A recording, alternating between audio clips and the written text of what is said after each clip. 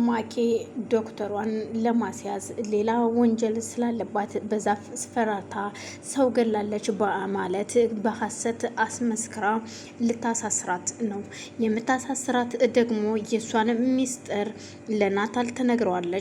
ከዛም ሚስጥሬ ይከስራል በማለት ሁሉንም ነገር ናታልና ሮዛ ካወቁ ሁሉም ነገር ከንቱ ነው የሚሆነው። ስለዚህ እርጉዝ ነኝ እያልኩኝ አሁን ናታልን እስከሚያገባ ድረስና የራሴ እስከማደርገው ድረስ ጠብቀዋለሁኝ እንጂ በፍጹም ዶክተር እዚህ ጋር ዛሬ አብረው ቆመው ያየኋቸው ምናልባት ልትነግረው ትችላለች በማለት በማሰብ አይሆንም በማለት ትወስናለች። እናም ዶክተሯ ናታልን አግኝታው ልትነግረው በፈለገችበት ሰዓት ዶክተሯ ከድሮ ለየት ባለመልኩ አለባበስ ለብሳ ነበር የመጣችው። ትልቅ ጃኬት እንዲሁም ሻርፕ ደከላው ላይ ደርባ ጥቁር ኮፍያ ለብሳ እስከ ግንባሯ ድረስ ተሸፍና ነበር የመጣችው። እናም ናታል ጋር አብረው ቁጭ ብለው እያወሩ እያለ በድንገት ከተቀመጠችበት ተነስታ ላይክ ፖሊስ ተነሽ ቁሚ እጅ ወደ ላይ እያላት እየመስላ በጆሮ ላይ የሚያቃጭለውን ነገር እያዳመጠች ተነስታ እጇን ወደ ላይ ስታደርግ ግራ ተጋብቶ ናታልም ቆይ ዶክተር ምን እየሆንሽ ነው? ምን እያደረግሽ ነው ቢላት እሷም ግራና ቀኟን ዞር ብላ ካየች በኋላ ትደነግጥና በቃ ሌላ ቀን የምንነጋገር ሌላ ቀን እነግርሃለሁ በማለት ጥላው ትሄዳለች። ሌላ ቀን እነግርሃለሁ ብላ ጥላው የሄደችዋ ዶክተር ግራ ተጋብቶ እሱም እሺ በማለት ተነስቶ ወደ ቤቱ ይሄዳል። ወደ ቤት በሄደበት ሰዓት ግን የሆነው ሁሉ ግራ ያጋባው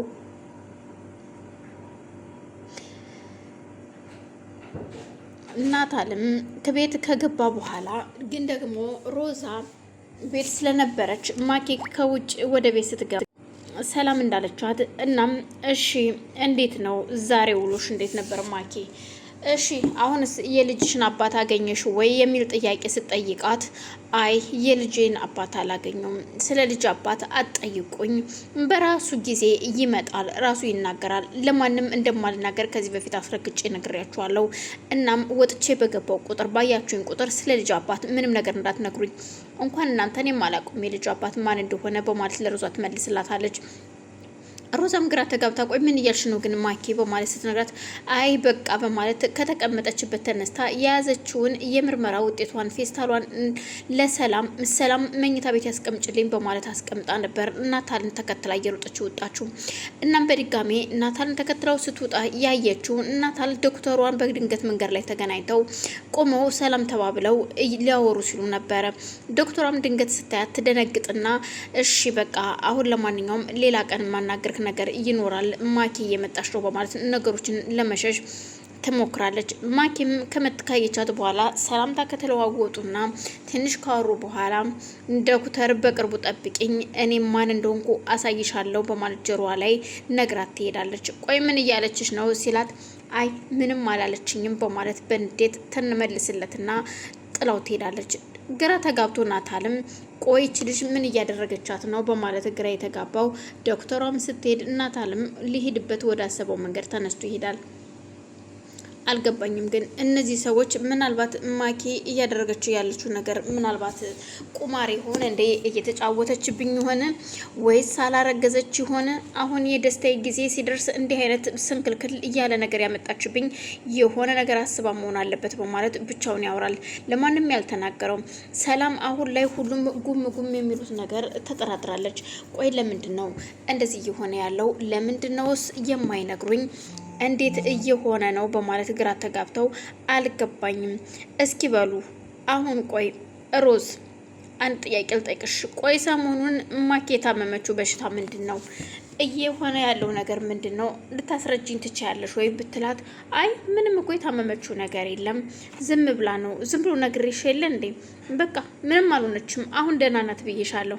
አይ ማኪ ታማ ከሆስፒታል ከተመለሰች በኋላ ሁላችሁም እኔን እየራቃችሁኝ ነው። ለምን እንደሆነ አላውቅም። ከኔ እየደበቃችሁት ያለው ነገር አለ። እናም እውነቱን ንገሩኝ እባካችሁ ስትላት ምንም የደበቅንሽ ነገር የለም ሰላም ራስሽን አረጋጊ በማለት መልስላትና እሷም ተነስታ ወደ ክፍሏ ትሄዳለች።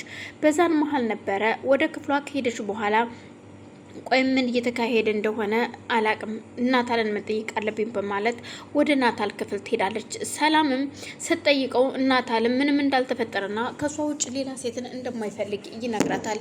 ግን እየሆነ ያለው ነገር ምንም ያላስዳሰታት ሰላም ጥርጣሬዋን አልተወችም። አሁንም ሁለቱም አሁን ላይ ወንድምና እህትም ሰላም ሳትነቃብን አልቀረችም እያሉ ነው። ምክንያቱም እየሆነ ያለው ነገር ግራ ያጋባል።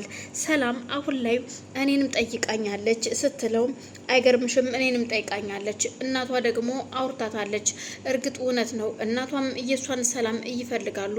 የእሷን ማፍቀር እንድታገባ ደስታዋን ይፈልጋሉ። እናም እኔ ደግሞ ሰርጉን ላራዝመው ፈለኩኝ። ምክንያቱም እያየሽ ነው አሁን እየሆነ ያለው ነገር ምን እንደሆነ ሲላት እኮ ምን ልታደርግ አስበ ነው ታዲያ? ምክንያቱም እስኪያት ምን እያደረገች እንደሆነች የተረገመች ሴት አሁን ላይ። ስለዚህ ሰርጌን በቅርብ ሳይሆን የተወሰነ ጊዜ እንዲራዘም አድርገዋለሁ። ግን ደግሞ ሰላም ቶሎ እንዲሆን እየጠየቀች ነው በማለት ዶክተሯ ወደ ቤተ ክርስቲያን ተነስታ ትሄዳለች። ቤተ ክርስቲያን የሄደችው ሰንበት ጸሎት ለማድረግ እንደሄደች ቁጭ ብላ አልቅሳ ፈጣሪዋን ተማጽና ጸልያ ስትመለስ ያላሰበችው ይገጥማታል።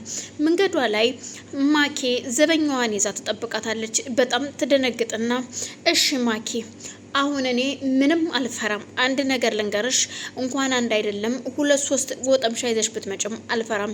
ምክንያቱም ሚስጥርሽ ይወጣል፣ ይጋለጣል፣ መጨረሻሽ አያምርም፣ ታለቅሻለሽ፣ እመኝኝ በማለት ፊቷ ላይ ትተፋባታለች። ማንኛቸውም ድሃዎች ፊቴ ላይ ቢተፉብኝ ምንም አይደንቀኝም፣ ጠርጌው አልፋለሁ። ግን ደግሞ እየመጣው እጠይቅሻለሁ እዛ እስር ቤት በልማ አንተ ይዛት ሄድ በማለት ለጎረምሳዋ አሳልፋ ትሰጠዋለች። እሷም ሳታንገራግር እጇን ሰጥታው ተነስተው ይሄዳሉ።